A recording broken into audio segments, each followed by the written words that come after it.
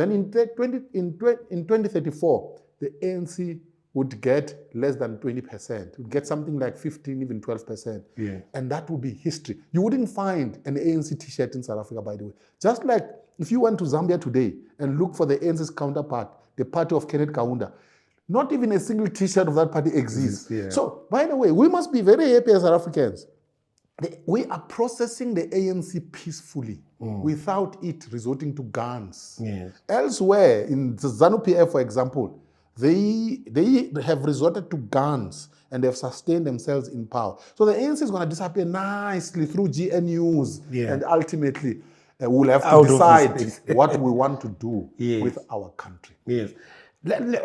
Maybe just to finish these points, let's finish with the ANC contest, Prince. In terms of that contest on its own now, the contest 2027 outside GNU, looking inward into the ANC, what for you, which candidate is stronger, especially between these two that we agree on that are front runners, Fikile Mbalula and Paul Mashele? It's Paul. I'll tell you why.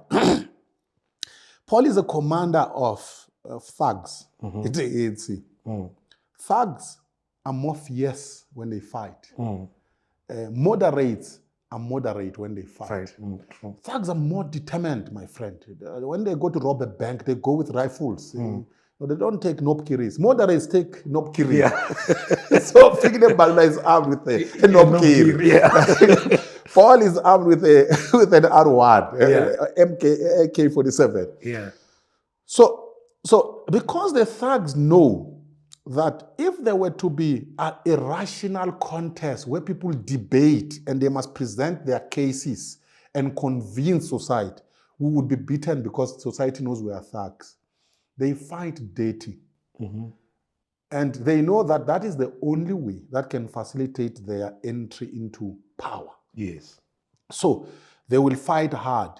So those who support, who would support Fikile, the moderates, wouldn't be as dirty as those who support Paul. Yes.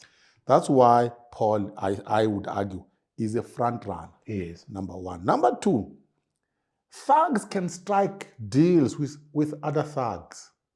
So the thugs who support Paul Mashele can strike deals with the thugs in MK. I mean, the MK is a party of thugs. I mean, you just have to look at the top and come down. All of the top guys in MK, just look at them carefully, you'll see state capture. We know, by the way, they are trying very hard to delete our memories. That we must forget that Jacob Zuma was once president of South Africa. He worked with the Guptas. They landed planes at Waterkloof.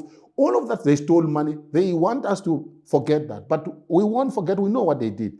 So the Paul Mashele thugs can strike deals with the thugs in MK. And they can do the same with the thugs in EFF. That's why those ones are front runners. But you know, a day is it's a long time in politics. Things can change. But that's my reading for now. For now, as things stand. And as it relates to the DA, let's also talk a bit about DA dynamics. As you say, what has also become apparent with the DA, there are factions now. The GNU has created factions within the DA. You correctly put it, there's Helen Zille, who seemingly is running the anti-GNU faction. In fact, she didn't look appeased with this whole arrangement right from the onset. And then there's the Johnston Hazen, Dean McPherson grouping, which is enjoying the benefits that come with the GNU and is obviously protective of the GNU. What happens internally within the DA going to their next Congress? You see, anybody who thinks that the DA is a party of angels, such a person lives in a cloud. The DA is a political party of human beings who are also vulnerable to political tendencies. Yes. Number one. Number two, the DA is also factionalized. Yes. By the way, factions in political parties are not necessarily a bad thing. True. If you study the history of factions, by the way, factions are schools of thought. True. And they must contend until one wins the day. So the DA is also factionalized. But the DA is not factionalized along ideological lines. Ideologically, they're united. Yes. All of them in the DA. It doesn't matter whether you talk to Helen or you talk to John. They believe in a free market economy. They believe in a small state. They believe in a liberal society. And we can get deeper into why they believe in a liberal society. Yes. In the main, by the way, they want to dissolve the black majority. They don't want the black majority to unite, because if the black majority unite, they become a threat to the minorities in South Africa. But let's park that. Here is the thing. The DA internal dynamics are very interesting in this sense. You see, normally, a political party that is in government would have two centers. There is a center in government, and there's a center in the headquarters of the party. Those in government typically would have been deployed by those who are in the party. They report back to the headquarters. What they are doing in government, they go back to report. So you have got these two figures in the DA. On the one hand, you've got Helen Zille, who's very strong, by the way. She's Fikile Mbalula's counterpart. She's like the Secretary General of the DA. She sits in Cape Town in the headquarters. Then you've got John, who goes to government, the minister, right? When he's in government, he commands the forces that side. But he must report back to Helen. But he's a party leader. And Helen doesn't have, is not driven by the same mentality that drives John. John sees himself as a very important personality. He's a minister, has got bodyguards and all of that stuff. And that stuff can get into your head, by the way. True. And Helen is an ordinary person, and by the way, she lives like that. I mean, I've interacted with Helen on a number of occasions. I've seen her a few days ago. She's an ordinary person, drives herself, and she goes around with 1%. She is not driven by this complex of importance that drives John and them in government. So for her, this journey can end anytime. She has no problem with that. But not for John. John wants this thing to continue so that they can continue enjoying the benefits.